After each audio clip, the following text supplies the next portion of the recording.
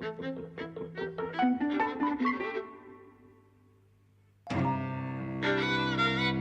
and welcome to Eavesdropping at the Movies. I'm Mike. And I'm José. And we're going to talk about One Battle After Another again. Despite not having seen it a second time, we're with my brother, who is our resident Paul Thomas Anderson expert. We've spoken to him when we saw Licorice Pizza. We spoke to him about Phantom Thread. He's a crazy person. He's a crazy Paul Thomas Anderson fan. You, I think, Stephen, have seen it in VistaVision and IMAX. Have you seen it in any other formats? No, I've seen it twice in VistaVision and once at the IMAX. Wow. So, first of all, you can give us an idea, I think, of what we missed. What are the differences aesthetically? You know, what did you get out of seeing it in those ways? Well, the VistaVision is amazing looking. The last time I remember seeing a film at the cinema in its chosen format, its ideal format, and being this impressed with it was when The Master came out. Yes, I saw and they that. showed the 70mm print in the West End, and I think I went to see that at least 2 or 3 times because it doesn't look. There is no world in which a digital version of the film looks as good as that 70mm print of The Master looked. And the VistaVision is really something. It absolutely shines, and the color is like nothing else, and it's crystal clear. And while you have the opportunity to see it, if you have the opportunity to see it, I'm in an incredibly lucky position to be in a city, one of the 4 cities, I think, where they're showing a VistaVision print projected in VistaVision. I will take the opportunity to go and see it. It's unbelievable the way that it looks. It's really something. When the first shots come up of Tiana Taylor walking across that bridge, it's like nothing else. And I will live the rest of my life with a Blu-ray of it, which I'm sure will look great. But I imagine will also be cropped to a 1:85 ratio, probably. Yeah, I hope not, because the VistaVision is really kind of strange to look at because it's 1:150, which is this kind of bizarre boxy frame. But I really like it, and I figure if it was up to me, I want to see the image as it was shot and as it was framed, and I would love it if I could get a Blu-ray that was that aspect ratio. I agree. It's slightly different because it's cropped in on the sides. It's 1:43:1, so that it can fill the IMAX frame. So you lose a little bit of sharpness because obviously it's cropped in and then blown up. I really enjoyed seeing it at the IMAX, and I'm tempted to see it again just because I don't know when you'll get another opportunity. There is something about it was really interesting seeing a film at the IMAX that wasn't exactly shot for IMAX. Generally, when a film shows at the IMAX, it's either been shot natively on IMAX or it's blown up, but it doesn't fill the screen. One which has been framed for 1:150. And then you lose some at the sides and expand it. So it's a kind of a bizarre one. Generally, when people shoot for IMAX, I sort of, for the first 5 minutes, for the whole siege or the sort of release of the immigrants from the camp in the opening scene, I thought it wasn't going to work because I felt like you haven't framed the way that people frame for IMAX, which generally can be a little unimaginative because everything just gets centered. And a lot of the frame around it kind of gets ignored. Whereas in this case, it's not shot with everything center framed to prioritize the IMAX screen. So it sort of sometimes shots worked better than at other times, and sometimes it just felt a bit too blown up to make any sense. But over time, I got used to it, and it was a really interesting way to see the film. I would absolutely go to the VistaVision before seeing the IMAX again. But for certain sequences in, say, the chase scene towards the end, it's like a genuine roller coaster because it just fills the frame. And as you're going up and down the river of hills, it just completely envelops you. So when I came out of having seen it the first time, you heard on the first podcast that we did, I was, I liked the film, but I wasn't that enthused about going back to seeing it another time, even though it had, the interest of being in different formats, which I'm really into, that sort of thing. And then an IMAX projectionist on Twitter posted a few photos of what it looked like in IMAX, which is, very close to the VistaVision ratio, and obviously massive. And you saw it from his perspective, so you saw the audience there watching, and you got that sense of scale that IMAX gives you. And I thought, okay, no, I do want to see it like this now. And the only reason that we haven't come down to see it today is because timing didn't really work out. Like it would have been good to, and if there is the opportunity, I would still like to. And in particular, it was the thought of what that chase scene at the end must look like in that aspect ratio because going up and down those hills emphasizes verticality. It's up and down and up and down, and what's at the top of the frame, and is the car going to come into view? And that looked fantastic already in the 190 version that we saw in the IMAX Digital, but that must just look even better like that. It does. It looks amazing. And another thing I would add is that PTA is one of the great shooters of people's faces. And I know the shots that you're seeing that have gone around social media, and like you notice that more often than not, the shots that are being shared are of people's faces. One of them is a giant close-up of Sean Penn. And to see those faces the size of a house, when you're getting them shot as well as they're shot and performing as well as they are, it's like nothing else. Yeah, I would go again to the IMAX. Yeah, I would like to. I mean, we jumped at the opportunity to come down to see Avatar 2 when it was showing that, and how why haven't I thought that way about this until I suddenly I saw those photos and I thought, oh no, of course it's going to look that good. Of course it is. And we were going to go down today until I realized that classes begin tomorrow. Yeah. And then I couldn't afford a Sunday in London. But let me backtrack a little bit in the discussion, because I think we're at the when I saw the film, I thought it was fantastic and I loved it, and one of the best films I've seen in years, really, and very daring in all kinds of ways. But that was last week, and in the week since, there's beginning to be already a little bit of the expected backlash, right? So I had a friend on Facebook saying, two friends actually on Facebook saying, well, I finally went to see it and it was ... fine. Right? So kind of what would you respond to that comment? It's merely fine. It's the implication is that it's nothing to brag about or nothing, nothing special. It's just fine. I mean, I put it really simply, I just disagree. I think one of the things I was thinking about going into having this conversation with you is that there is so much to talk about. We could talk about the film in and of itself, separate from everything around it.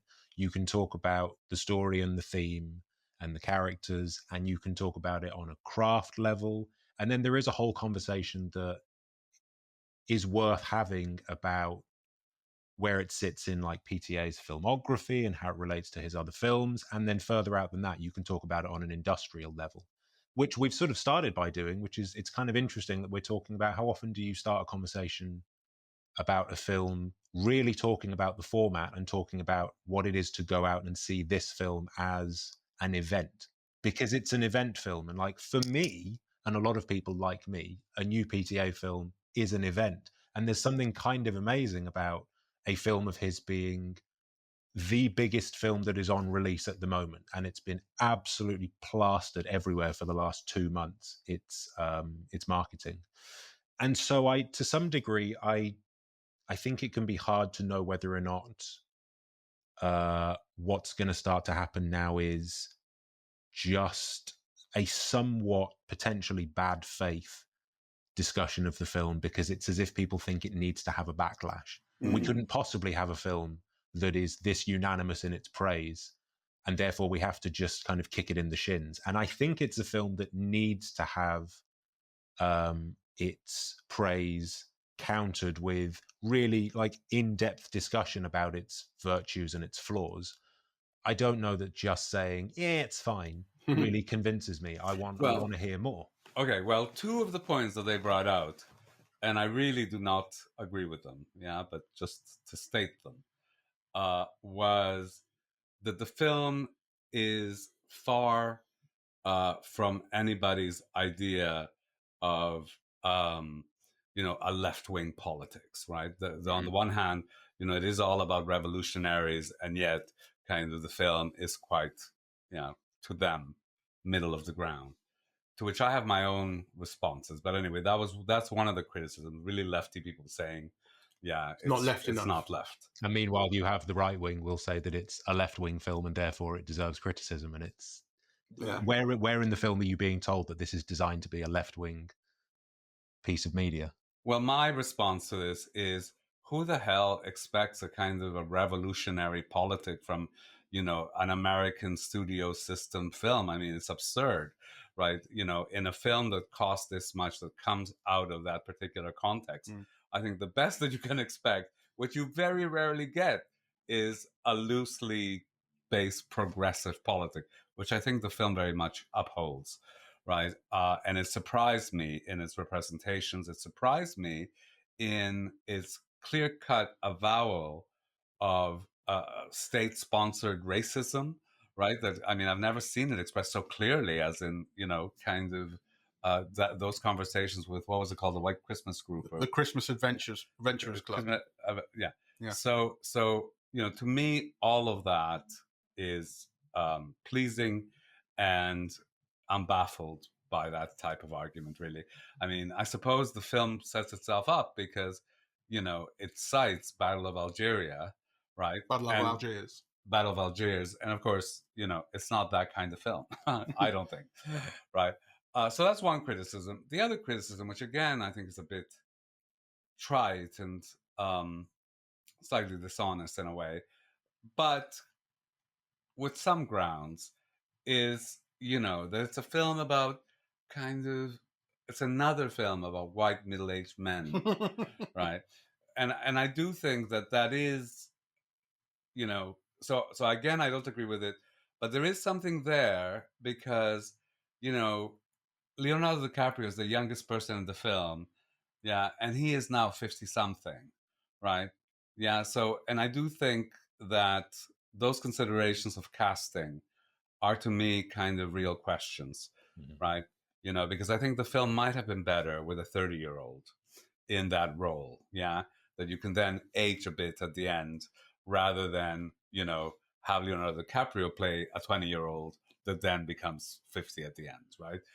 And then, of course, what happens when you cast somebody like Leonardo DiCaprio in this role, and I love him in it, yeah, so kind of, don't take it the wrong way, but what does end up happening is that the film itself has to age upwards. I think that is kind of not just a problem for this film, it's a problem for American cinema in general.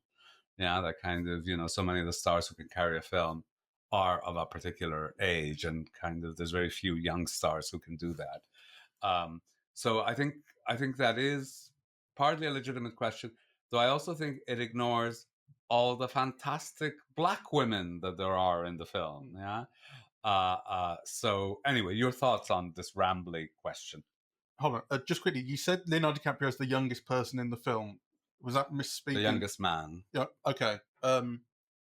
Yeah. Okay. I suppose. Apart from, well, the kids. I mean, there are the school friends. But as kind of main characters go, is that what you mean? Yes. Sure. I mean, the film is kind of cast around him. He's the central figure. Yeah. And I actually don't think that there's, all the other major roles are Sean Penn and so on, that are Benicio del Toro. They're all older than Leonardo DiCaprio. Sure.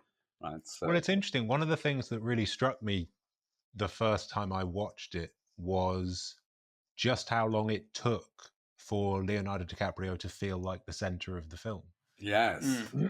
The first, I mean, we can get into talking about that opening sequence, because I think the opening 35, 40 minutes is just some of the best stuff I've seen in any Paul Thomas Anderson film. It's so fluid and it's so rich with feeling and it's so expressive, that the Perfidia sequence, I was really struck by, as well as just the sheer quality of it. She was absolutely the center of it. And then it was very much about Sean Penn. And it took a while for Pat to become Bob, to become a part of the story and to take on a certain amount of importance. And I think that speaks to, there is absolutely a discussion that's worth having about the fact of Paul Thomas Anderson being in a position to make something of this scale. And there's absolutely something worth talking about in the relationship between, say, Sinners, that came out earlier this year from the same studio, from a Black writer-director, Ryan Coogler, and this coming out at the moment, and the relationship between how both of them are being talked about on social media among everybody in a way that never used to be the case, which was everybody seems to have an opinion on whether or not they deserve to make money and what kind of money they're going to make, and the authorship and how it relates to the budgets that these people are given. I think there is an interesting thread in discussing one battle after another, and in the film itself about whether or not Bob is the central figure and what degree of agency he actually has. I think you notice very, very intelligent and quite moving choices being made. For example, during that opening sequence, the Perfidia section, there's a moment when she is in the room next door behind a door complaining about all he does is pay attention to the kid, and my nipples hurt and I'm in pain. I love that scene, yes. And you're outside the room with him, and there's something that I think is absolutely speaks to, that is the experience of Bob in this circumstance. And I think it speaks to, without, like, you know a certain amount about an artist's personal life, but a certain amount. So I think you want to be careful about how much you project self-portraiture onto their work. But it's well known that PTA is married to Maya Rudolph, or is long-term partners with her, and she's a mixed race woman, and so he has mixed race kids. And I think it speaks to his experience that he places that scene outside the room where she is. He doesn't put himself inside it as if he knows that experience. He puts us with Bob outside the room.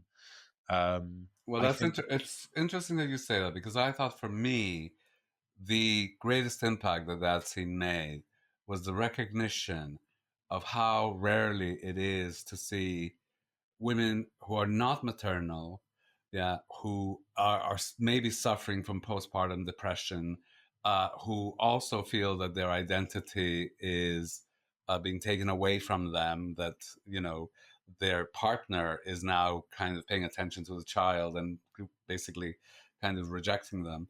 And i.e. that you have a kind of a portrait of a mother that kind of goes against all of the acknowledged cliches or tropes of that type of representation. It's very rarely to see a woman that kind of, I don't know, sad and angry, and rejecting the child, basically, I think. And I love that in the film. Yeah, in some way, it seems like it's a story about, Perfidia's story is sort of about this.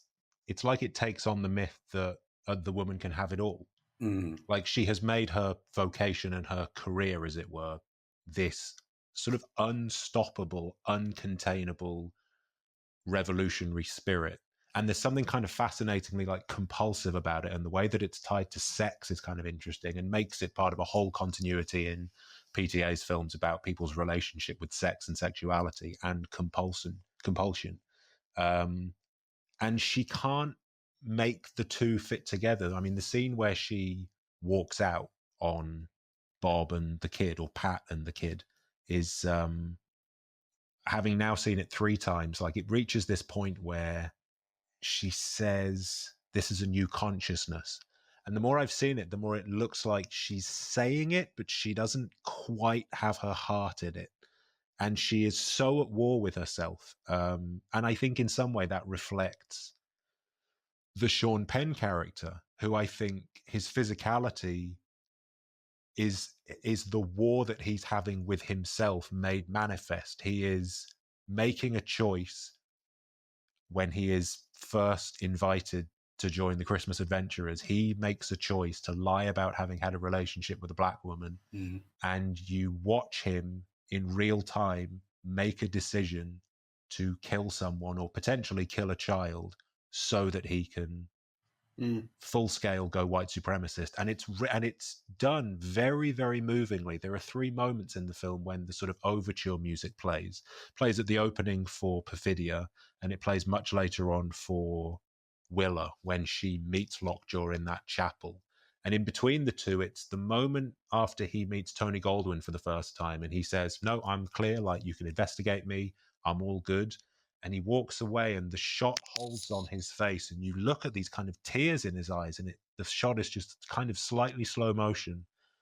And it's this kind of eulogy for, or requiem for, the part of him that may have still been a good man. But he is making a decision to go full bore, self-destruction, full-on white supremacist. And it's it's so beyond sad. It's interesting that you say this, because I was reading Paul Schrader on the film, who kind of, was full of admiration for PTA's filmmaking, but he said that ultimately he didn't care about any of the characters. So what is your view of that? Yeah, I read the same thing. I can sort of understand it. I'm very, very attached to a lot of PTA's films, but I really can understand people not finding themselves emotionally attached to some of the characters. And I wonder if, to a degree, I am attached to some of them as strongly as I am, because I just have I think I am in the sensibility of this filmmaker, and I think I understand his subjects. So I think I am inclined to find more in these characters, even if they aren't being signaled in ways that are digestible or on the surface for other audience members. Which I don't mean for that to sound like, no, I just get it and you don't get it. But I think there is a degree to which you can just understand somebody's interests and their subject matter in a way that I see a lot more in it than he may even be intending. Explain it to me, because, so for example, the thing about Perfidia is it's very difficult to identify. I mean, I love her, and I think Teyana Taylor is a huge new star. Yeah. I love her look, I love her sexiness, etc. But it's very difficult to identify with that character, who is like kind of, quite a ruthless revolutionary, and kind of, it's very difficult to find much appeal with the Leonardo DiCaprio character until the end. Yeah, I mean, I love his bumbliness and so on, but it's interesting. He's playing a kind of a dumb, weak man who the only thing he's got going for is he's there for his daughter at the end, and the film becomes very interesting in that way. But he's a hard character to identify with or root for, I would argue. Sean Penn, forget about it, really. Yeah. I mean, I love the character, I love the playing of it, but if you identify with that, you need to see a doctor immediately, or to root for it. So kind of, that basically leaves the Benicio del Toro character, whom I really like, and who is very appealing, and the daughter. Yeah. And again, I like them both, but I have reservations about them both as well. So what do you see that I'm not seeing? Well, I wonder if to some degree it's, if not always identifying with, I think it's partly one of the things I find appealing about his characters is that I find them exceptionally well drawn. So if I can't necessarily identify with them, or certainly not empathize with them, I think the key feeling I have with the Sean Penn character is probably pity. If I can't exactly empathize, then I can understand them in a way that I think they are very, very richly drawn. And it's an interesting one with someone like Sean Penn, because, or rather the Lockjaw character, because he is, you don't spend a huge amount of time with him, certainly not in the historical section. You see him at work and you see him hunting these people, and then you see him in the present day hunting the same people.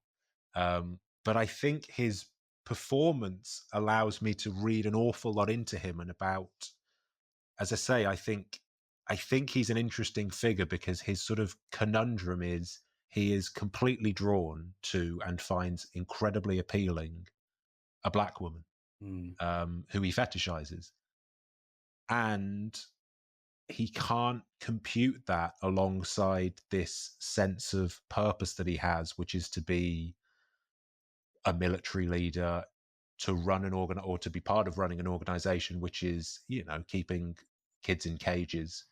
And ultimately, he's something that we really noticed yesterday when we watched it, when Kate and I watched it, was she pointed out the thing that really hits him, and he almost chokes up when Tony Goldwyn is introducing him to the Christmas Adventurers Club, is he says, "You'll never want for riches or for the greatest of friends."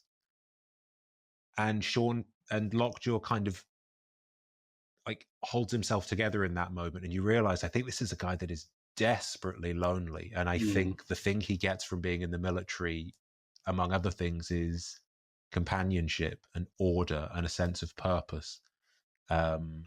Yes, well, that was true of the SS as well. Like 100%, 100%. But I think I think what I find, to go back to your earlier point about people sort of criticizing the film for maybe not being clear enough about its politics. For one thing, I don't think it's obliged to be that in the slightest. I don't think an artist is obligated to make clear their politics. I think the work can speak for itself, or it asks you to sort of tussle with it. And I think PTA's work has always been kind of thorny and not confused, but unclear, which doesn't mean that he doesn't have a point of view. I think there are things which are unbelievably obvious that are points of view that I would put money on him having, and there are others which are slightly more unclear. I think in this there is a very significant moment when you cut from DiCaprio meeting with the history teacher, and at the end of that scene he says, "My daughter grew up without her mom," and the history teacher says, "Yeah, that can be very difficult on a young child." And it immediately cuts to two soldiers coming to see Lockjaw, and it's a shot of two soldiers walking through two cages full of kids. Yes. And I think there is absolutely no doubt that PTA is not a fan of any regime, that I'm assuming based on that. I don't think he's any fan of any regime, left wing, right wing, or whatever, that is separating parents from children in that way. I think that's pretty clear. Yeah. Then you also have sequences like, Michael, you talked about this on the previous podcast, the film's relationship, or Bob's relationship, and the film's relationship with what you described as therapy speak. I don't think he's in the same film, the same character, 25 minutes apart, is genuinely, I think, interested in making sure that he doesn't misgender one of his daughter's friends. I don't think he's taking the piss when he asks, is it a he or a she, or transitioning? Okay, I just want to be polite. And then in a stressful moment, he's calling a guy on the other end of the phone a fucking retard because he won't get him, he won't let him through to get the rendezvous point to save his daughter. And I think that sort of leads to what I think ultimately the politics of the film are subservient to, or sit left wing, right wing is not the most important issue. The most important issue is which of these two fathers will actually take care of their child. And that's where the film that's the point the film reaches, is that this is about somebody who is actually your dad, who will take care of you. Yes. And I think that's where his politics is, I think, which you could be ungenerous and argue is just like, oh, a simple point. But I think the film creates a very, very compelling argument for that being of overwhelming importance, and left-right divides not being the key thing that is worth arguing about. I think people are minimizing those things in the film, and I wonder to what extent, well, and not to be mean or dismissive, but you wonder, do these people go to the movies, right? Because, even the representation of the America that the film shows, then the dexterousness with which it takes on questions of race and gender and things like motherhood and fatherhood in quite complex ways, I think. Within all of that, to me, it kind of seemed quite astonishing. I think those are things that the film kind of takes on in kind of very thoughtful ways, that it then kind of dramatizes through humor. I mean, it's a very, very funny film. So kind of, and it's very loose, and and funny about very serious things. So I kind of, I don't understand where this kind of backlash comes, unless it's just people without context. Kind of, people who might be watching their Renoir videos on a regular basis, but who no longer go to the movies.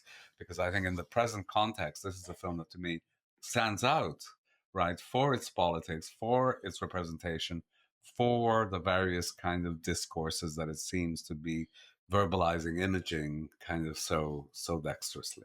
Yeah, I have the same I will rant about the same thing plenty of the time after I see a film or after I'm in reading reviews and going like, people are idiots and culture is just absolutely dying. And I'm sure that I am far less cultured than a lot of people, and I'm far more cultured than some, but it's unfair to have that kind of arrogance.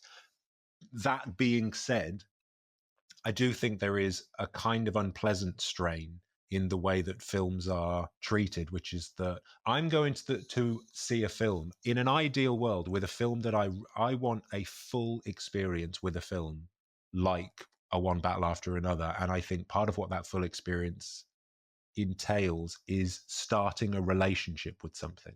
I don't want to go to the cinema to see a statement laid out. I want a film, and I want the film to be something that I can wrestle with and that I can get involved with and that I can have an ongoing conversation with and that I can be challenged by. I don't like the idea of seeing a film that if you can write the message of the film down, then why bother making the film? I want the film to be a complex experience. And I think if there are frustrations with one battle after another, then it may be because it's not making any clear statement about any one thing besides, I mean, you joked about it on the podcast last week, but it's a fair point, Michael. It's like, what does a parent do? They don't send their kid off to get murdered by racists. They take them home. They take care of them. And then ultimately, beyond that, how does the film end? Like, if you want to kind of infer what's the great meaning of the film, take the end and work backwards. Well, it's about her going out to live her own life, and he wishes her safety. And she jokes that, like, I'm not going to be safe.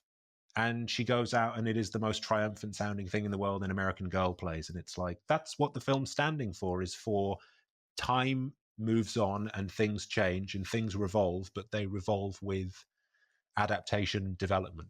That's a really dull way of putting it, but I think the end of the film is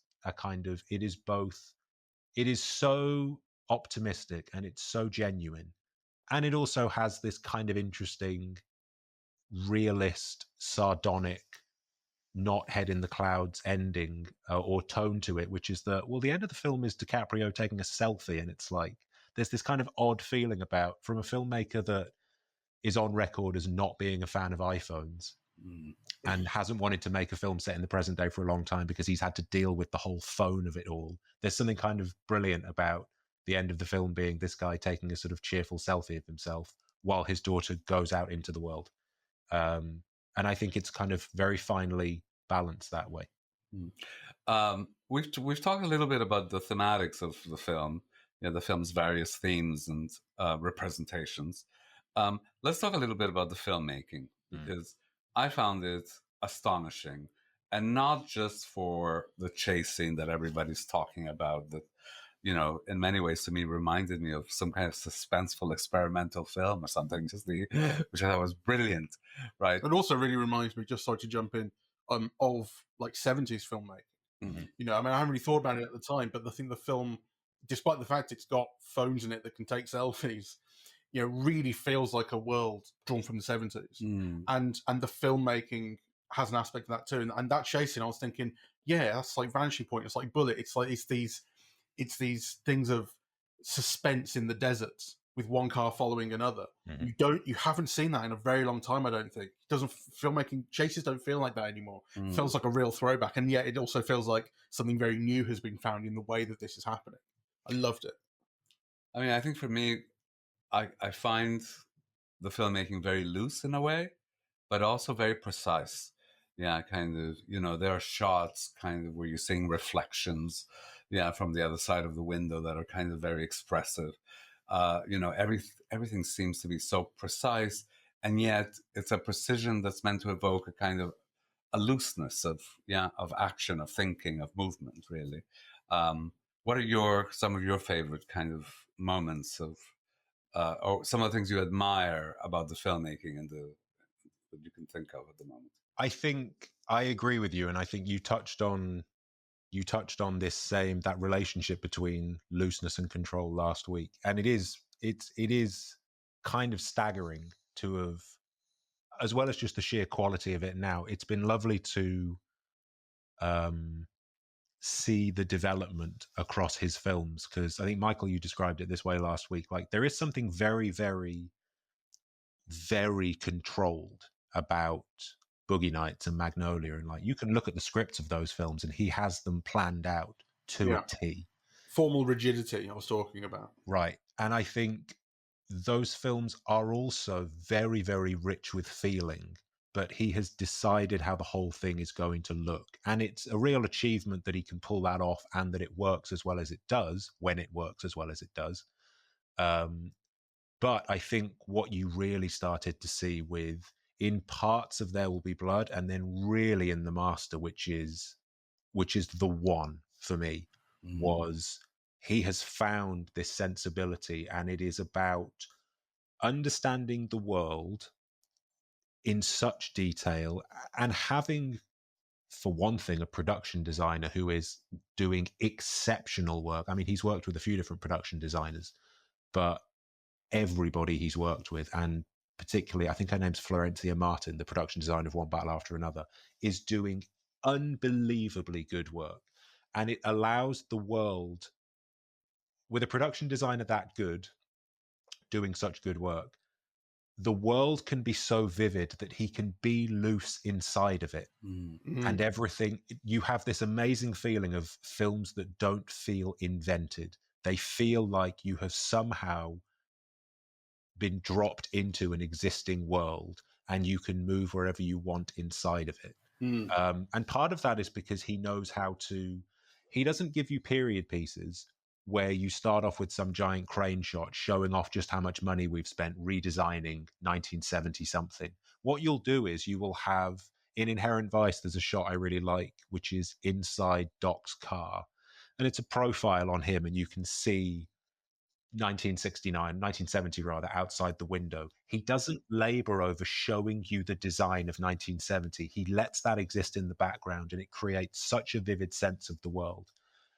And then on top of that, you have a director who can roll with the punches and block with his actors so fluidly and with such a sense of meaning and dynamism and purpose that, I mean, there are sequences in One Battle After Another which, knowing the stories that have started to come out since the film's been released, you know now that they weren't storyboarded and they weren't planned ahead of time. They were changed as production was ongoing because he's also developed his own store and the way he works with his team, which has a little bit of the kind of Mike Leigh approach to it, which is that production gets underway and the budget and the schedule is managed in such a way that we can shoot a scene for a couple of days, but we've got the location and some time booked for the following 3 days so that if it's not working, we can go back in and we can readjust it. The entire central sequence with the Sensei Sergio sequence, that whole sequence in the apartment complex, it's since come out. And it is as impressive as it sounds. I know it's hype, but I think it's worth praising.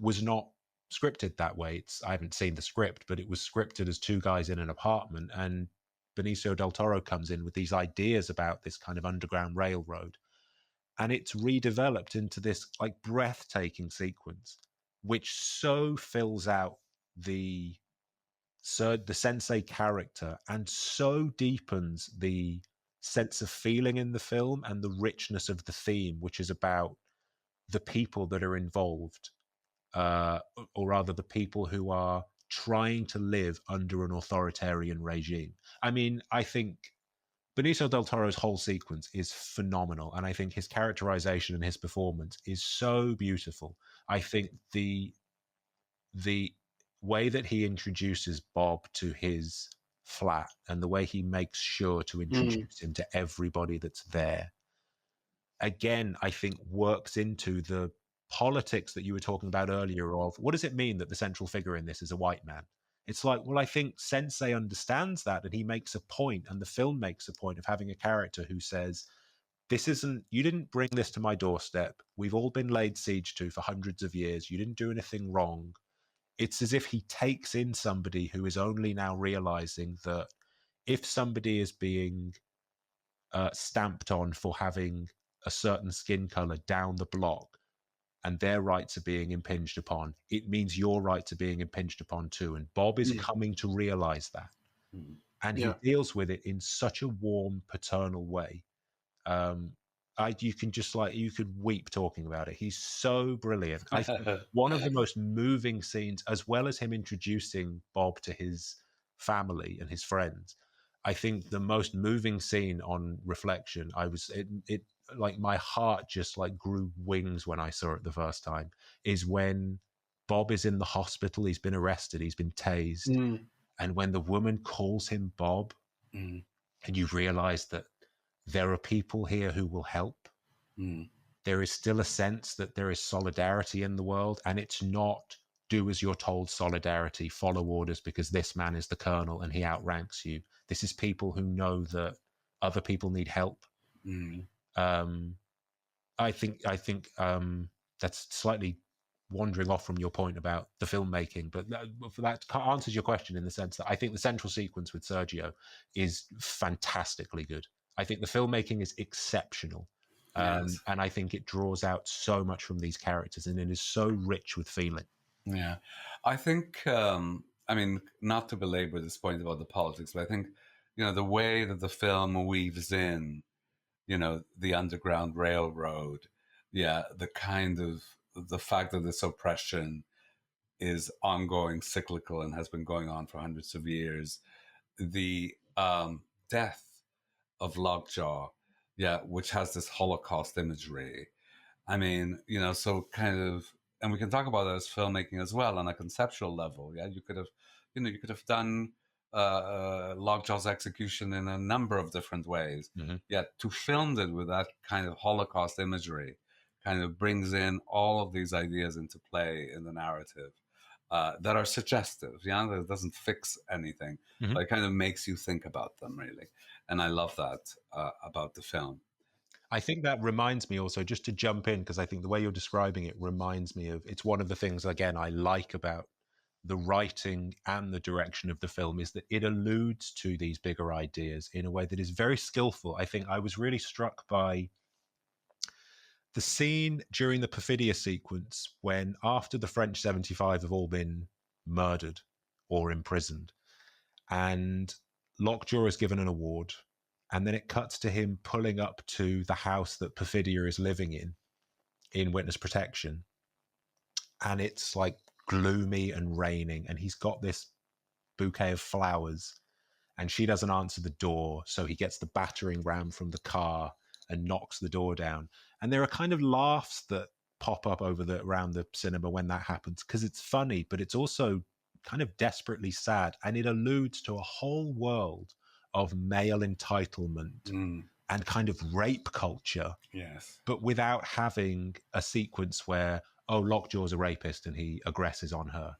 It's so, not only does it sidestep that, it gets at the same things, but it also gets at something more, which an outright assault scene wouldn't do, which is that it reveals the kind of desperation and sadness of this character. I want to pick you up a little bit on something you said in this and the previous podcast, which is about precision, because, well, I want to know exactly what you mean by that. I think you seem to be talking about it particularly in a visual sense, and this can only be so precise, especially because we haven't seen this in the format it was filmed in and it was designed for. We saw this in a cropped form in IMAX Digital. Yes. And obviously there will be like attention paid to the kind of areas that you can crop and the image that you'll be left with, but that's not the film that it was made to be. And also then Stephen's talking about, the fluidity with which Paul Thomas Anderson adapts certain scenes and will, what it sounds like, pretty much wholesale change what one character is meant to be doing in order to, based on kind of some reasonably recent ideas that were brought in by the actor. I don't think it's necessarily a negative thing to not talk about something being precise. It doesn't necessarily have to be precise. The antonym of precise doesn't have to be messy. But if something is imprecise but allows for fluidity and movement and adaptation, then, which I think is what is going on with this kind of filmmaking. Anyway, I want to know what are you talking about when you're talking about precision in this film? Well, I'm talking about how certain things are conveyed in very expressive ways that you feel that the director has complete control over. Again, I was noticing all of these shots where kind of, the reflections were taking place. This is often kind of in relation to Lockjaw, or the rape scene, right? Kind of, which is, control of the actors, the use of a particular size of close up in it so that it's kind of conveying something and doesn't veer into something kind of comic or laughable or derisory. Again, so a control of different things. So, for example, a control of tone when you have the Christmas club, right?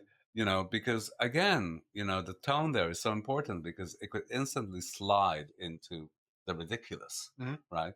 And of course, it is both ridiculous and it's also deadly and threatening, right? So I'm talking about control in almost every sense, a control of the elements of mise en scène, that are kind of, I think, very expressive and purposeful. That you feel they've been mobilized, for you. But then I'm also talking about things like a control of tone. Sure. And so what do you think about that idea? Because we didn't put this in the podcast last week because it was kind of an argument about formats, and I was determined to win it, which I did. But we didn't put it in because I know my formats, and I was like, I know that this was not the aspect ratio that it was meant to be, or that meant to be, quote unquote, but that it was shot in and shot for. And what you said, again, kind of off mic, because we didn't include it, was I don't believe that he would have done that, made a film that is cropped in the form most people will see it in.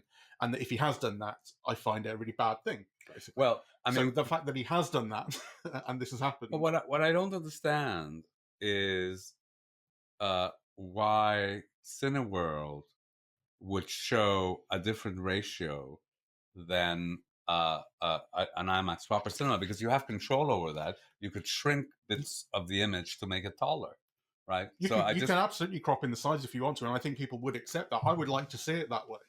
Well, but the way it's being put out in most screens and most IMAX Digital screens, which are basically widescreen in the way we conventionally think about it, like IMAX name has been put on a more conventional widescreen form, is cropped to look like a wider screen film. I had just assumed that we were being shown it in the format that it was intended to be shown, because it was doable in this screening room that we saw it in. So that was kind of my only argument. So, but you have a better eye and you noticed that it wasn't. So, yeah, well, I mean, but I couldn't understand why it wasn't.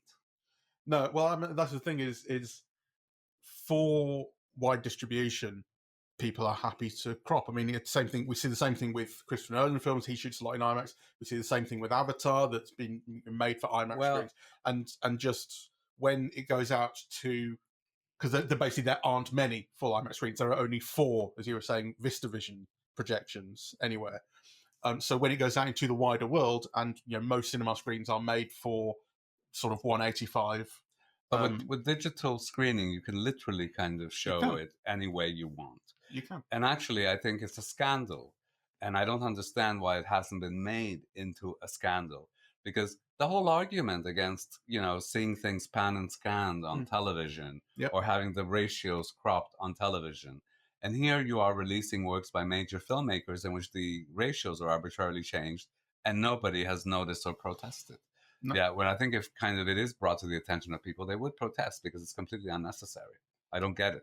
I think people probably don't care very much. They don't see the difference. They don't care. Well, no, I mean, okay, at the risk of sounding very snobbish and everything, they don't see the difference. They don't care about the difference. They, and if you said, if they see something panned and scanned, same thing. They go, okay, it's still a film, isn't it? That's the kind of thing I think a lot of people will just think and not really pay much attention to or give much importance to, despite the fact that you can say, but this is not what it was meant to be. Well, I think people who go to a cinema to watch a film do care about these things.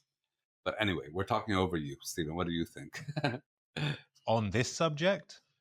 Well, why do you think that it has been shown in its intended ratio on an IMAX screen at Cineworld? I have absolutely no idea why they wouldn't, especially in the age of the age of aspect ratios being played with and enjoyed the way that they're being now at will. I don't know why you wouldn't put out your mass release version of it, your DCP, as 1:150. Exactly. I think it's considered not the done thing. In other words, what I'm saying is that the way in which this film has been disseminated widely is not an aberration. It is the way that films that are shot in taller aspect ratios are put out. They are cropped them. So as I say, it's the same with every Nolan film. It's the same with Avatar. It's the same. Actually, I don't know if it was the same with Brutalist. It wasn't. Was the Brutalist? Did the Brutalist? Well, did it come to Birmingham at all? For one thing. Well, we saw it at the BFI, and it was shot and it was screened in the proper ratio. Yeah, but that was part of the kind of we went there to see it in that form because you were talking it up, Stephen. I wonder whether more widely it was also seen in a crop form. I don't know. Actually. The version I've seen, the home video version I've seen, is the same aspect ratio as, but Right. I don't think it was put out. It was shot VistaVision, but I don't know that necessarily means that it was 1:150. But the version I've seen on a Blu-ray is exactly the same as. I'm pretty certain it's exactly the same as it was at the cinema. Nonetheless, what I'm saying more generally is that this is the way these things go. I think in a sense, actually, I was going to say it started with 3D. It may not have started with 3D, but 3D's definitely been doing it for a long time, which is you can see the film in 3D or you can see it in 2D. You make the choice as the consumer what version of the film you want to see. It's not considered a kind of defining creative decision that's been made that this is the way to see it or this is the only way we will show it. You get to choose. And then on top of that, there's a monetary decision that goes along with that because 3D costs more. So you get to decide if 3D is worth an extra £1.50, which is a ridiculous thing in itself, But that's kind of where it starts, essentially, is just the idea that you get to pick your own kind of level of investment in how good you want your experience to be or how authentic you want it to be. Well, no, but I think part of what Jose's point is that there are still versions which there will be a decision made about when I buy a Blu-ray, will it be the cropped 185 or will it be the 1:150? I think there is something to that. And I mean, I could crowbar in a way of putting this point that takes us back to the film, which is that there is absolutely no way of knowing who made the decision. I mean, bear in mind, you're dealing with a film that costs an enormous amount of money, and it's been publicized that, with things like test screenings, it's like, who knows what kinds of concessions anybody involved with the film had to make in order to be subsidized to the tune of $150 million production budget. Whatever the production budget is, it's somewhere around there. There is no way of knowing whether or not potentially you have the head of a studio that goes 1:150 is dumb and artsy. 185 is what audiences know, and they'll kick up a fuss if they see some weird boxy frame. So we're cropping it for wide release. It could very well be something as personal as that. The reason I say is you could crowbar in a way of bringing it round to the film in that regard is that I think one of the things that's kind of great in the film is that it shares with Dr. Strangelove and the Sterling Hayden character this idea that world-changing, city-wide, nationwide decisions are often made at the whims of one or two emotionally unstable men's issues, and often it's paranoias and sexual inadequacies. So who knows whether or not there is just one executive at Warner Brothers that goes, 150 is stupid. We're not doing this. You can have 4 prints, but that's it. Everything else is 185 because when it goes out on a streamer, it's going to fill up my TV screen and people won't understand 1:150 because it will be pillar boxed. Yeah. I suppose the point I'm making ultimately is that I don't think the question, why has it been put out like this widely, is a sensible question. To me, it seems self-explanatory. This is the way that it's done. The question of, do we accept that? And that's another thing. I don't necessarily think it's a good thing. I don't think there's any reason not to see this in its original aspect ratio, wherever it shows. Listen, the irony is that when the Blu-ray comes out, it'll give you an option of ratios. I hope so. That is the normal thing. I don't think it is. Well, it is if it has different ratios that it's released on. It does give you the option. Other films that have been released in different ratios, for instance, Dunkirk and the like, haven't given you that option on DVD. They're just put out in widescreen, 16:9. And what they'll do, because 185:1, which is kind of quote unquote normal cinema widescreen, there are various versions, but that's your typical cinema widescreen, is a little thinner than your TV widescreen. Then what happens is it'll normally be shown in that on your Blu-ray, and then when IMAX footage, which is very tall, is involved, then the frame will expand to the top and bottom of your telly, right. 16:9, which is a little thicker. So you will get that slight variation between IMAX and 70mm, which is what the kind of various things that that was shot in particular. And so you will get that. You'll get this slight change in aspect ratio, and that's called like extended ratio and shit like that. They always try and sell it as something. But so even though they absolutely have the option to put whatever they want on a Blu-ray, that is what they do. They optimize it for 16:9 TVs and not for the original aspect ratio. Well, I would be very surprised if I saw this come out in its original aspect ratio. Well, I mean, I suppose if you're right, then it defeats my point, which I was going to argue that, why go to the cinema if you're not getting the correct ratio when you can then have it on Blu-ray, right? Which I think is also kind of a legitimate question. And I'm really surprised that cinephiles aren't putting up more of a fuss. I mean, the director's intention is a particular ratio. And certainly kind of, what matters in a film is what is the frame and kind of what's in it, really. If you don't care about that, then you don't care about the film at all, in my view. Yeah. Well, it's tricky to know what exactly is the director's intention in this case. So, like a few days before the film went on release, there was an Instagram post that was put out with a statement from Paul Thomas Anderson that described what it prioritized was seeing the film on film. And it said, we've got this out in a bunch of different formats. If you're lucky enough, you can get to one of the VistaVision prints showing on VistaVision, or you could see it in 70mm IMAX, or you could see it in IMAX with laser, or you could see one of the DCPs. Like, obviously, we want you to see the film, but like the way he describes it is go and see it as nature intended. Don't go against nature. Go see film on film. And even then, it's not clear what his preferred version is because 70mm IMAX is a different aspect ratio to VistaVision. Yeah. So who knows what his actual feeling is. Well, let's change the subject a little bit. So one of the things that you mentioned at the beginning was to put this film in relation to PTA's other works. And I have a precise question, which is, what do you think the influence of Licorice Pizza has been on this film? Yeah, and I mentioned that because, to me, you begin to get a certain kind of looseness that's very appealing, if not quite as cohesive as it is here in Licorice Pizza. But I'm not a PTA expert. What is your view on this? Do you think maybe that started more with Inherent Vice even before Licorice Pizza? Yeah, I thought of Inherent Vice as well. Yeah. But the looseness?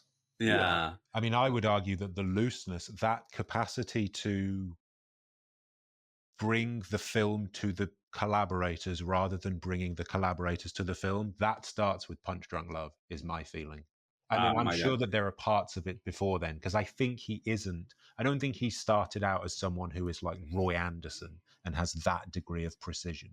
Well, I mean, I think if you look at Phantom Thread, which is in between those two films, I think that is a madly controlled film that to me has no looseness whatsoever. Yeah. Well, it's interesting you say that because there is. And I love it, but it's not a loose film. No, I agree. It feels extremely controlled, extremely precise, and everything seems to have been played. It feels that way. But then there is kind of offcuts that I've seen of basically an extended take of the two characters, the brother and sister, whatever their names were, fighting at the table, and it turns into a food fight. And I don't remember if any of that made it into the final film at all, but it was clear that they were playing with an idea and just in a scene, letting it go and letting them improvise. And so there is definitely looseness, quote unquote looseness involved in, looseness, improv, adaptation involved in the making of that, even though that the result of that film feels totally planned out and precise. And I think you're getting it. I wanted to sort of mention this earlier before we thought about control in terms of the aspect ratio and how the film's being put out, because I think, Jose, what you're getting at with regards to control is, I think he has very, very, very well-honed taste for the ideas of the film that he's working on. I don't think Phantom Thread is controlled in the sense that it was written and designed to come out the way that it came out. But I think he has such a sense of clarity about the world that this is taking place in and the direction that it needs to move in And I think he shares that with his collaborators. And I think you can end up with something that is as precise as Phantom Thread, because sometimes when I'm doing classes with the students, I've sort of described the job of the director, and certainly if you're a writer-director, as being, it's like the idea of the film is behind a door, and you're the person that's closest to it, that's listening. And people come to you with ideas, and you test them against what you can hear behind the door. And I think he has a very clear idea of what's back there. It's not that it is... maybe it's not that it's clear, but I think when an idea that comes in from a collaborator resonates, he knows to be able to choose it. So I think you can end up with something that is as precise as Phantom Thread. But I also know that Phantom Thread has, like, there are plot threads that were cut out of it, that were shot and that were like developed, and like whole sequences and whole elements to these characters that in the course of the edit got shaved off it. And in that way, he also, his approach has a kind of Terrence Malick feeling to it of, we're going out very well informed and with very good material and very well researched to find what the film is. And I think that became clear. I think that approach started developing with Punch Drunk Love and with There Will Be Blood. But I think when The Master happened, you saw that was the way that he was working, because that's a film that is so discovered and it follows its own line. And it has this kind of synaptic quality of like following the way that your lead character thinks and discovering its way forward. Inherent Vice is an interesting mixture of the two because it's so reverent to the book, but it cuts out huge parts of the book so that it can find its own. It finds the story inside the book that he finds most interesting, and really sort of hems closely to that.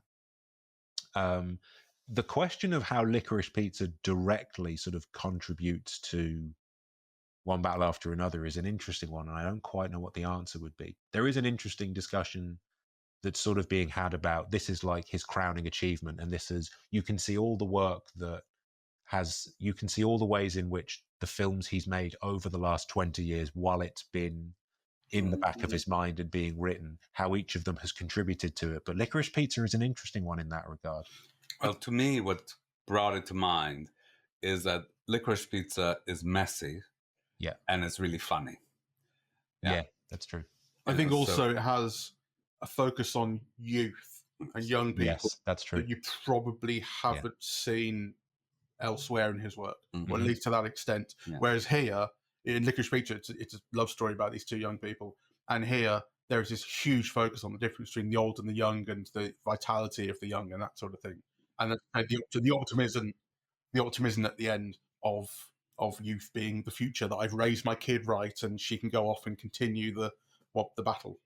So yeah, I think that's a really good point. I think that's the last time that children or young people was such a key focus was probably Magnolia, because there's a whole relationship in Magnolia of tormented children and of damaged children and damaged adults.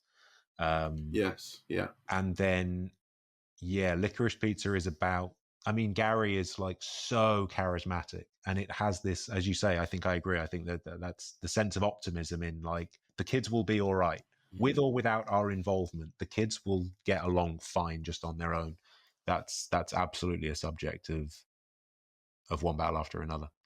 Which feels like it may be a subject that is really derived from the fact that he's got kids who must be at least in their teens by this point. You know, and so seeing them grow up, that's going to make its way into your film. I mean, one of them is in Licorice Pizza and is in One Battle. Oh yeah, one of the nuns, right? One of the nuns is one of his daughters. Yeah. Yes. Yeah. Bloody nepo baby. Again, it's like, as you say, Jose, it's like we could sit for 2 hours and just go, oh, this bit, can we talk about this bit? And then let's talk about this bit, and let's talk about that actor and that actor. Another bit I think is great is the scene in the car where Bob talks about, I can't do her hair. I don't know. I always thought that her mum would be the one to come back and take care of her and be a mom. And like, I can't do her hair. And it's like, there is something that feels so lived and understood about that. And it's such a lovely moment. And it comes immediately after she has found out. It's after the paternity test comes through, and so she knows. It cuts from her face just taking in this absolute freak is my actual biological dad, and then it cuts to DiCaprio in the car, and it's this lovely kind of quiet moment in the middle of racing to the rendezvous point. He's just in a car with Sensei, and he's just kind of reflecting, and it's such a lovely moment. And that is, again, speaks to the film's quality of being so personal whilst also being so huge. In that way, I've thought with One Battle After Another more than I have with any of his other films. This is so much a filmmaker that reveres Steven Spielberg, partly in its incredible kind of linearity and crowd pleasingness, and its clarity about point of view and who we need to follow through this quite dense plot, and to keep things entertaining, but in its relationship to family and in its interweaving of something very, very personal to something huge and blockbustery. It's like Jurassic Park in that regard. It's so Spielberg. It's like, I mean, it's Close Encounters. The fact of the music that plays at the end between those two trust devices was like, this is a guy that has Close Encounters in his blood. And it's so moving when you hear that sound, and like they're actually together finally. It's interesting that you bring it up, because the filmmaker that it brought to mind for me was Robert Altman. You know, for all those things that we've been talking about, of, you know, the looseness, the actors, the weaving of the different narratives, that kind of this does so well. But also how Altman's films, unlike Spielberg's, so often seemed like state of the nation films. They were films about America. Nashville is a film about America. And this one very much feels that. I think, had it been released at a time where people were more regular film goers, this would have been a conversation topic like All the President's Men or something. And in a way, to me, the film feels kind of prescient, because we can't forget that Trump only got elected like 8 months ago. ICE raids only started like 4 months ago or whatever. And yet kind of, the film is representing all of that in a way that it couldn't have known when it was being made. And kind of, and I suppose I want to ask... Although a lot of shit that Trump started, which is much worse now than it was first time, was happening the first time as well. There were kids in cages, very famously, in his first... Yeah, but when you consider, I mean, I don't know when the film started production or, when it was finished writing, but, the things that you're seeing in this film are things that are happening now that I think it would have been, to me, kind of difficult to... what's the word? Imagine. To predict. Yeah. But I think in a way you could argue that speaks to one of the themes of the film, which is that these things, everything that you're seeing in a 2020 dressed up in 2025 American clothes in the film, this has all happened before. Sure. Yes. And I think that, the film points to that at many times. I mean, it has this whole discussion of, these things being cyclical and ongoing and, for generations and so on. Yes. And there are both resonant. I think, again, one of the things that I think you were alluding to with the gassing and the incineration of Lockjaw at the end, there are both rhymes between historical regimes and the regimes of today, and there are very direct links between the two, because I think, and I mean, like, I'm pretty sure that in Pynchon worked for Boeing, and Pynchon wrote about World War II an awful lot, and he wrote about the V rockets, and he wrote about Werner von Braun and Operation Paperclip, and the fact that America took the Nazi high command and gave them houses in the US and put them to work on weapons programs and the space program. So there is on that front, there is a very direct link between American fascism and Nazism of the 30s and 40s, and that's it absolutely comes to the fore at the end. And it's well, not the high command, but the scientists. The scientists, yeah. Yeah, absolutely. We want. So I think the film is sort of touching on, again, I think that's where it's kind of, as I've read a limited amount of Pynchon, but I know Pynchon well enough to know that this has really turned out like the relationship between Anderson and Pynchon is like, it's a really fascinating, creative relationship they have. Whether or not they actually know each other, who knows? And maybe that's irrelevant. But it's not just that one is taking the other one and putting it up on screen. It's that they share interests, and one of them is developing the interests of another. And there's a resonance there that's happening. This isn't a case of influence being, I will copy this person's work and I will start moving into my own place. It's like they share similar ideas. I think there's got to be a reason why Anderson is the filmmaker who, there will have been other filmmakers that will have wanted to adapt and maybe petitioned to adapt Pynchon's work over the years. Laurie Anderson, I think, has told a story about wanting to make an opera of Gravity's Rainbow. And she wrote to Pynchon and said, I'd love to make this into an opera. And he wrote back and said, that's perfectly fine. I'd be happy for you to do that. My only stipulation is that it is played on solo banjo, which is his way of saying, like, no.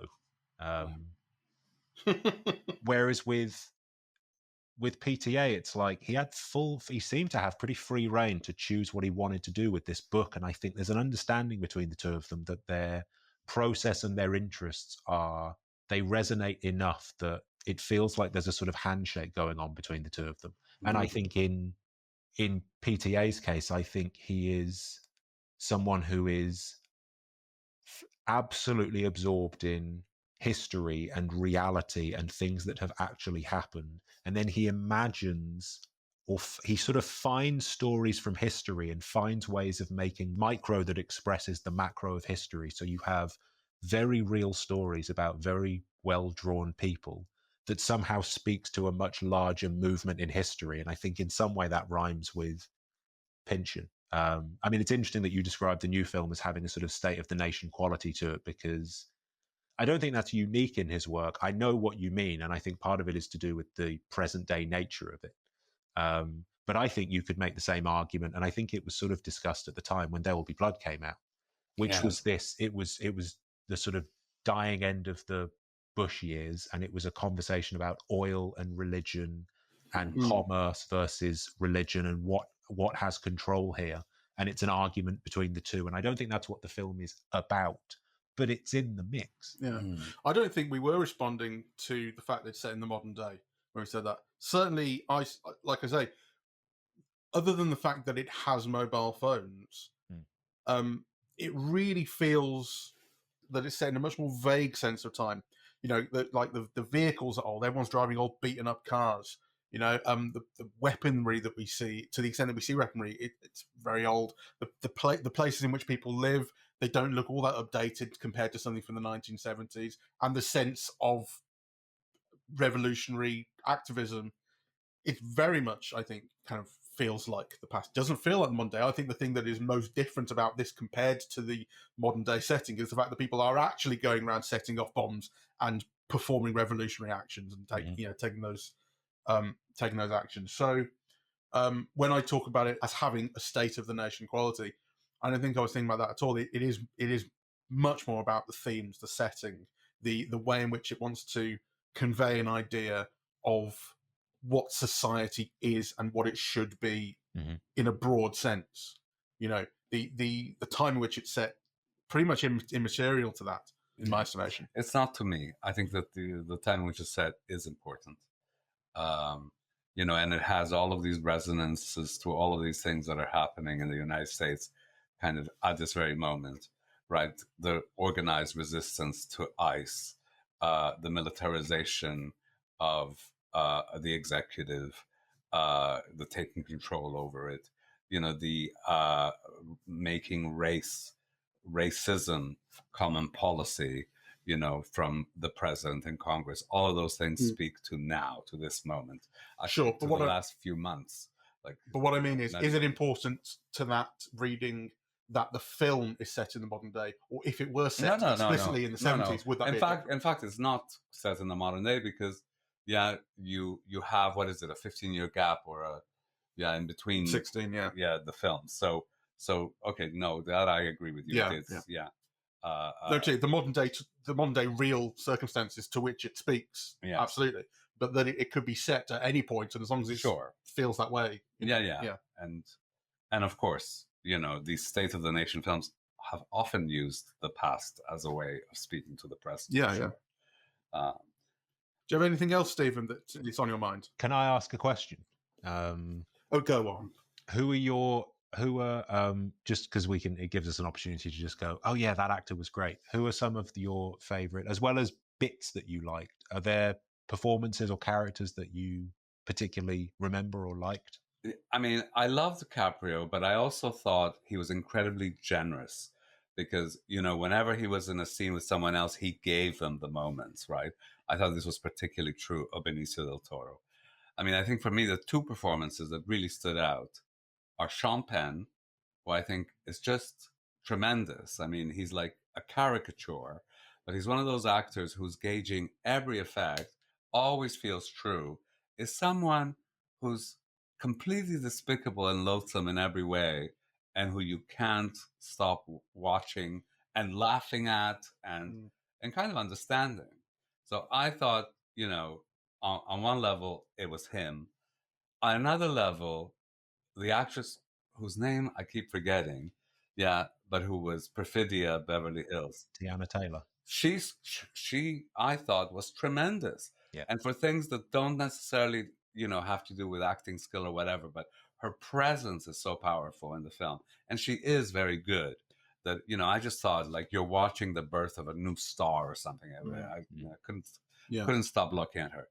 And then, of course, for me, it was like a complete pleasure to watch Benicio del Toro, actually. Yeah, I thought he was fantastic and charming and calm, and true. So I thought they were all brilliant. Yeah, but if I had to rank them, I would actually start with Sean Penn because he's got the most difficult role because it is a caricature, right? And yet, he makes you laugh and care and fear someone like that. Yeah, it's kind of, I think it's astonishing work for me. I'm glad that you asked this question because I was somewhat cynical about the film first time, and there are things that I was cynical about that I remain cynical about. But there are elements of the film that have really grown on me as well, and I hadn't put enough emphasis on the things that I did like. And one of the things that I really like is everything that Benicio del Toro brings.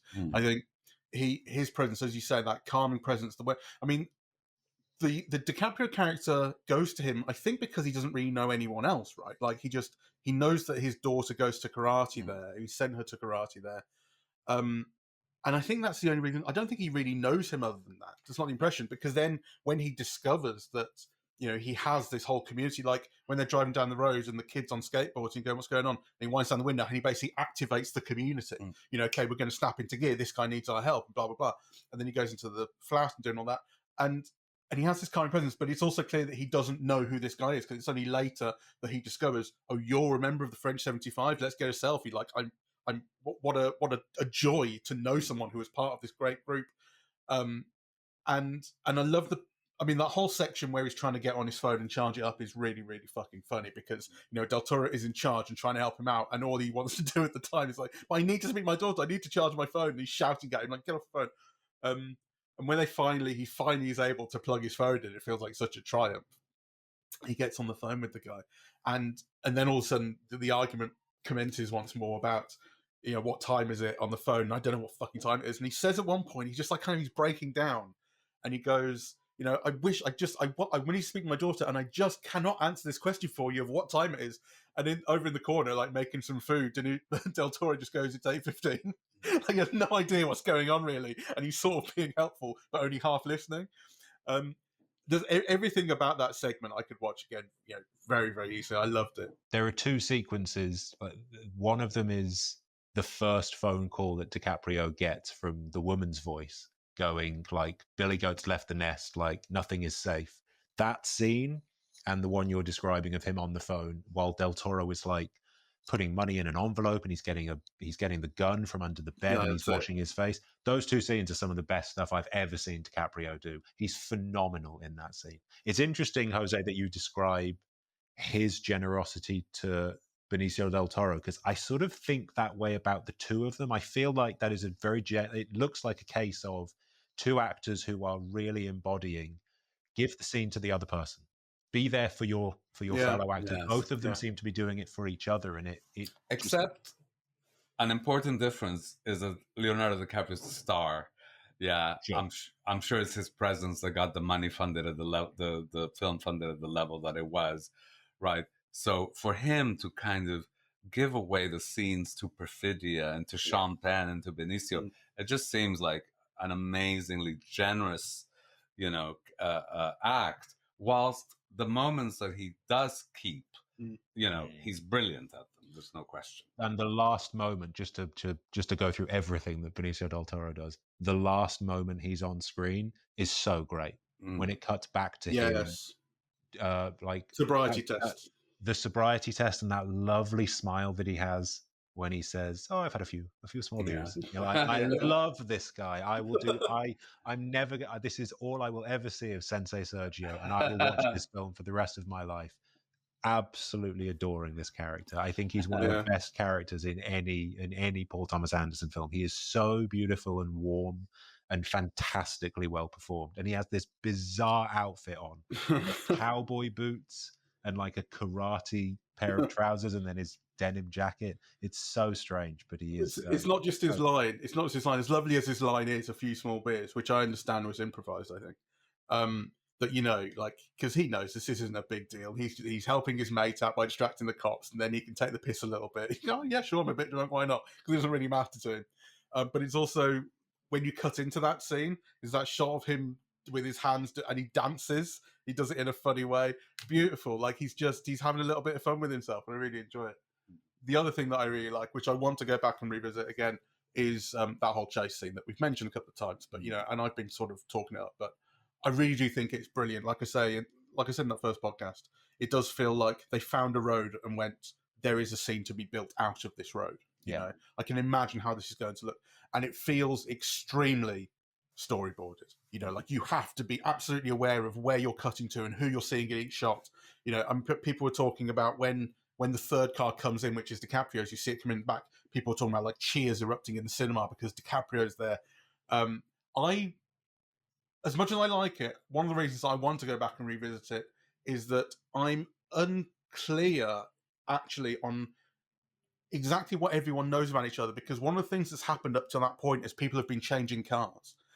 People they ditch a car, they pick up a new one, and they also don't know about everyone who's out there. Like the girl doesn't know that she's being tracked by that tracker. DiCaprio, I don't think knows anything about the tracker. So he's just this rogue character in the middle of it, and so I would like to revisit it to see how much it really holds together in terms of understanding what the characters know about who they're following, even if they actually know they're following the right people. That wasn't really clear to me. No, I think you're getting at something which is, I mean, I like it. I don't mind it / I really like it. I think it speaks to a sort of a perversity of Paul Thomas Anderson's that I really respond to. He has various perversions. One of them is that an action scene for him is, oh my God, the designer fell over and stood on the dress. We have to fix this dress. That is his action sequence. And the same thing is the case in this one. Obviously, it's much more directly action. But yeah, it's three cars not overtaking each other and there are no obstacles. Willa doesn't know who's behind her, but she needs to get away. She is absolutely petrified. And if anybody's following her in the middle of nowhere, she's getting away.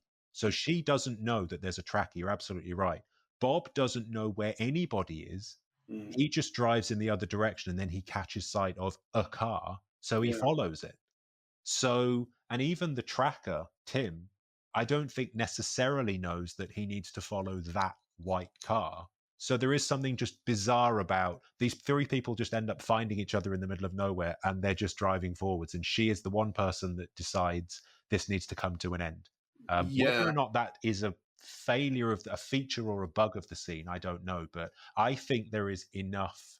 I would be going into that again, absolutely with the benefit of the doubt, because I think part of what's kind of remarkable about that scene is I think it is fantastically interwoven plot, theme, and poetry.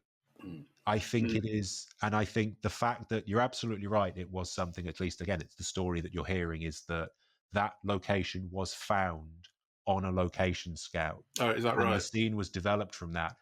There's a great, PTA did an onstage with Spielberg at the DGA, and they've put that conversation out on the DGA's podcast. And there's a point where Spielberg goes, "Oh, and then you storyboarded the scene?" And he goes, No, we just worked it out from there. And it's not storyboarded, and I think it comes back to what we were talking earlier about this relationship between control and intuition or taste coming from a very deep, like a bone deep understanding of the story, as well as just an exceptionally high level understanding of how to put a scene together. And I think it can build to, that's why it's a really like peak moment among his films, is that it is not just a well-designed chase scene, but it somehow speaks to what the whole film is about, which is this rise and fall over time, and this idea of sort of catching sight of each other and then disappearing. And at the same time, nobody knows who anybody else even is. They're just following the direction that somebody's going in. And then the agency that she has and the capacity she has to go, the way I deal with this is I stop. And there's something kind of fantastically, it both works on a plot level and it works on a thematic level, and these two are like tied together perfectly. It's such a brilliant sequence. Nonetheless, I would like to really go and pay attention to it and see how much it hangs together in terms of how much I buy, what the characters know or are supposed to know, or what they suspect. I just slightly query that, basically. But nonetheless, I think it's really good. And the visual impact that it had is absolutely undeniable. It was incredible to look at. When the camera, it must have looked, again, as I say, even better in Vista. But the camera's on a reasonably long lens. So as the camera that's put on the front of the car, it goes down and up and down and up over the hills. The hills visually essentially get really close to you. That kind of, you're sort of zoomed in on them, right? And so, and then they are right in focus as they come close to the frame. And it just looks amazing. Like, it's worth it for its own sake visually. It's a wonderful thing. Like, you are just there, you're admiring the location that they found as much as anything else in that scene. It's just great to have shot it. It looks incredible. I think it's about time we wrap up.